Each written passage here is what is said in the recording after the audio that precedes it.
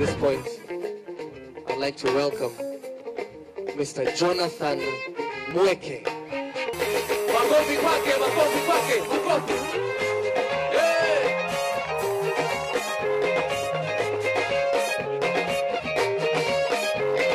Thank you. Thank you all.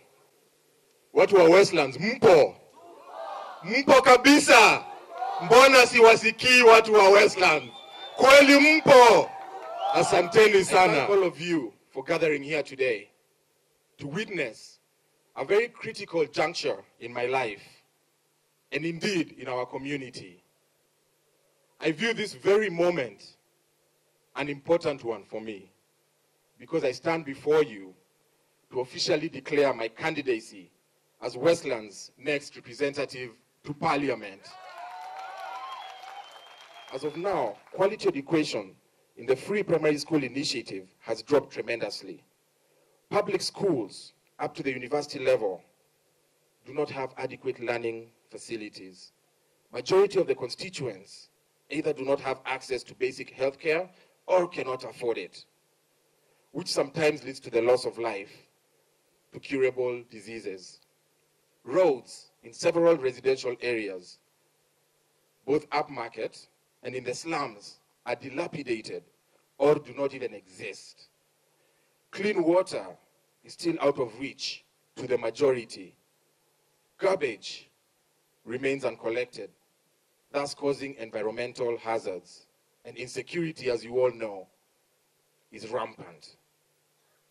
Once in Parliament, I shall work to ensure that taxpayers get the services they paid for, from better education, to better healthcare, to better security, to better infrastructure.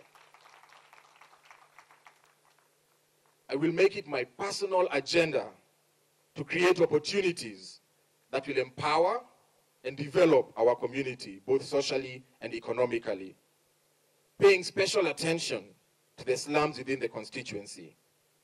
I shall ensure that homes and markets are upgraded and include basic facilities such as toilets, water, and adequate roads.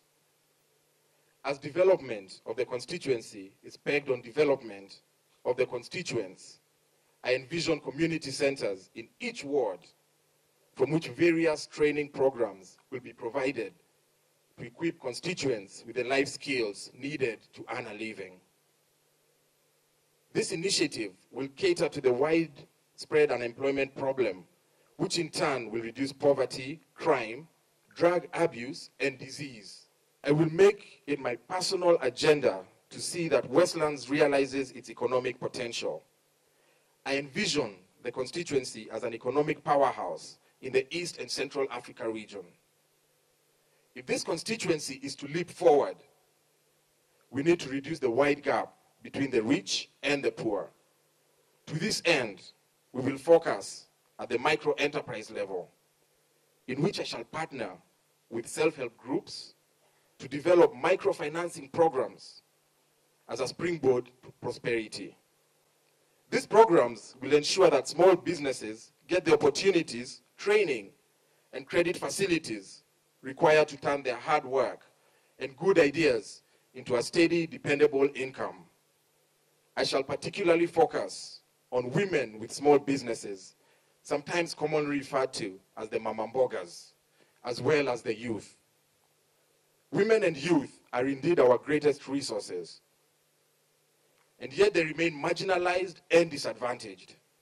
Ladies and gentlemen, I plan to change that by empowering this group economically so that they can maximize their potential and expand their businesses.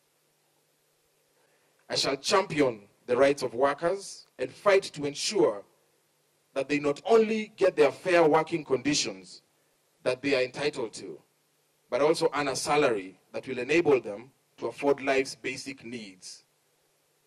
In an effort to take Westlands to the next level, I shall also play a leading role in positioning the constituency as a destination of choice for global business process outsourcing, as well as offshore software development.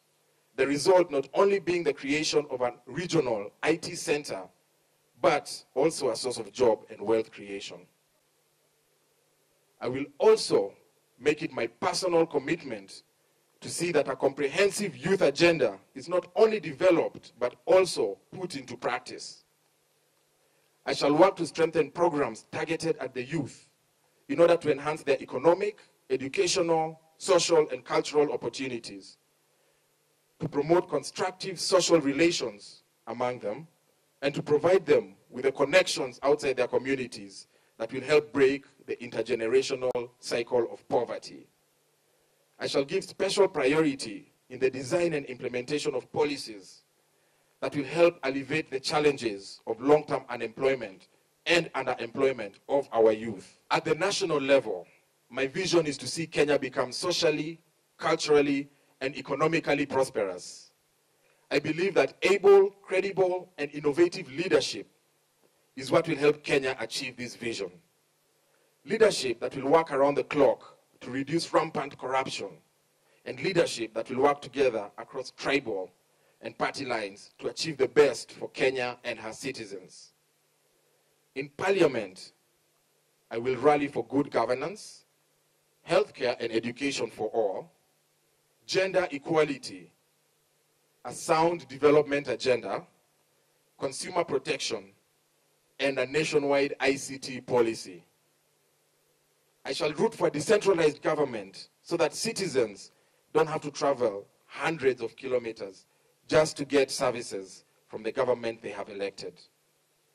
I will lead from the front as new leaders like myself begin a culture of making national decisions based on policy and not pressure. Of course, I will also ensure that the needs and concerns of Westlands constituency brought to my attention by you, the voters, the board of directors, are heard in Parliament and addressed accordingly. I received many comments about the perceived complexity of Westlands politics. Questions are asked about my ability to compete with the so-called heavyweights. Others are worried about my personal security, as the constituency is seen to be a rough one. Some say the tribal equation does not favor me. Some say importation of voters is the way to go. While the majority say the wealthy do not vote and the poor sell theirs to the highest bidder. My response is that the greatest risk is not taking one at all. Ladies and gentlemen, we can maintain the status quo and do nothing. Blame our problems on the leadership that we elected and embrace politics that's punitive and petty, divisive and small.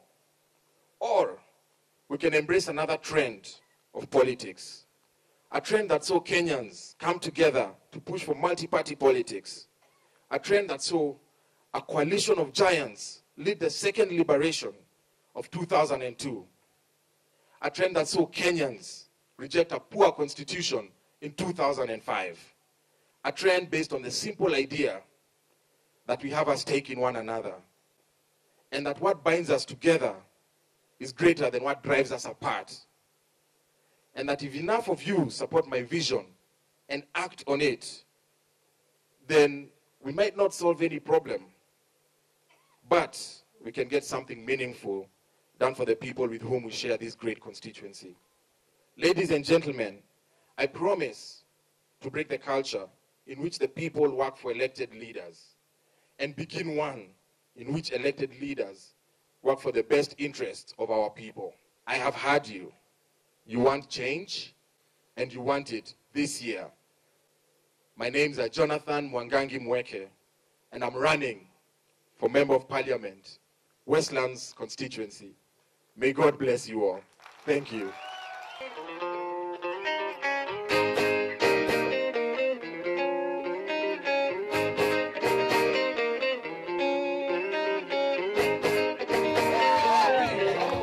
Mueke wapi?